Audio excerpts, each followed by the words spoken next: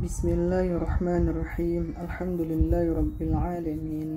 Allahumma salli ala sayyidina Muhammad wa ala alihi wa sahbihi ajma'in. Saudara, kita sharing sedikit masalah masuknya bulan Ramadan di tahun 2025 ini, saudara. Banyak satu daerah dan daerah lain berbeda. Itu dikarenakan ada keselisih pahaman, saudara. Namun kita harus berpegang pada hadis Nabi, sumu li ru'yati waftiru li ru'yati. Berpuasalah kamu dengan melihat anak bulan dan berbukalah kamu puasa dengan melihat anak bulan. Maknanya, jika satu daerah ini sudah terlihat anak bulan di 29 Sya'ban, maka besok itu sudah Ramadan, saudara. Jika tidak melihat anak bulan, maka sempurnakan Sya'ban 30 hari. Di dalam kitab Sabilal Muhtadin ada dikatakan karangan oleh Kiai Haji Arsyad Al-Banjari, itu ulama besar di daerah Banjar, saudara, Kalimantan. Di kitab beliau mengatakan, jika suatu daerah diputuskan oleh raja apabila besok Ramadan, maka wajib ikuti. Itu dalam kitab. Jika suatu raja telah memutuskan suatu masalah, maka hilanglah perbedaan, hilanglah khilaf, tidak boleh lagi ada perbedaan, wajib ikuti. Nah, yang bersalahnya sekarang di Aceh khususnya, di daerah satu dengan yang lain bahkan berdekatan, itu berbeda. Ada ulama A, ada ulama B, itu ada berbeda tentang masuknya bulan Ramadan. Itu dikarenakan, saudara, Menteri Agama telah mengatakan di daerah Pulau Jawa tidak ada potensi untuk melihat anak bulan. Itu mungkin dikarenakan mendung atau kabut yang tebal, makanya tidak ada potensi untuk bisa melihat anak bulan. Makanya Menteri Agama mengutus 2 orang untuk melihat anak bulan di Aceh, saudara, daerah yang paling barat di Indonesia.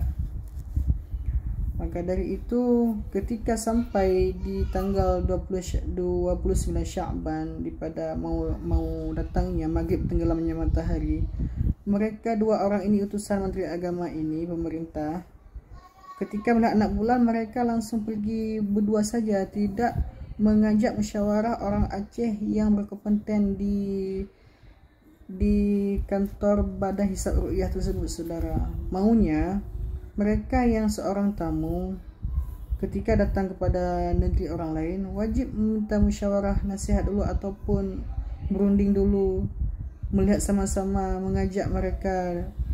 Itu yang benarnya. Ini enggak, malah mereka ketika sorenya langsung melihat anak bulan sendiri. Bahkan mereka ketika sudah melihat, mereka langsung menelpon di pihak pemerintah, Menteri Agama, untuk mengatakan bahwasanya besok Ramadan. Ini yang salah fatalnya, saudara. Makanya ada perbedaan sekarang kita rasakan. Bahkan berdekatan daerah itu berbeda. Karena orang Aceh yang berkompeten di bidangnya, di Badan Hisab Ru'yah tersebut, mereka tidak melihat anak bulan. Mereka tidak melihat anak bulan seperti Kementerian Agama di Aceh. Mereka yang punya alat juga telah memposisikan di hadapan bulan. Ketika mereka melihat dengan mata telanjang tidak nampak juga, saudara. Tapi kenapa Menteri Agama utusan tuh mengatakan melihat anak bulan? Bahkan mereka tidak sempat disumpah lagi. Padahal ketika seorang itu melihat anak bulan wajib disumpah, saudara, kebenarannya. Karena ini bukan perkara main-main tentang melihat anak bulan, karena ini menyangkut ibadah pada Allah, sah tidak sahnya, saudara. Maka dari itu kita bagaikan seorang awam atau kita masyarakat awam, jangan suka-suka memprovokasi, mengatakan ini salah, itu salah. Tidak, jangan, saudara. Itu kembali kepada kita masing-masing. Kalau kita ikut Menteri Agama, ya silahkan. Kita ikuti alim ulama yang ada pendiriannya, ya silahkan. Yang penting jangan memprovokasi, saudara. Itu yang jangan. Banyak orang sekarang tidak punya ilmu tapi mencari kebenaran, kirim video inilah, video itulah tentang penjelasan ulama, padahal yang dijelaskan itu benar, tapi orang yang memahaminya bisa salah. Seolah-olah yang orang yang tidak berpegang dengan pemerintah sekarang yang kejadian ini tidak benar. Padahal itu sangat salah sudah seperti itu. Karena dasarnya ketika Menteri Agama memutuskan, kita wajib ikuti. Tapi ini permasalahan sangat beda saudara, sangat beda. Karena cuman di Aceh ada potensi bisa naik bulan, tapi utusan yang Menteri Agama ini tidak mengajak orang Aceh tersebut. Inilah kode etik yang sangat salah saudara. Mereka seperti tidak ada adab kepada orang Aceh itu sendiri. Makanya orang Aceh pun yang berkompeten itu ketika melihat anak mereka tidak nampak. Kadang itu saudara, pentingnya menjaga keharmonisan itu, jangan memprovokasi. Wallahu a'lam bishawab.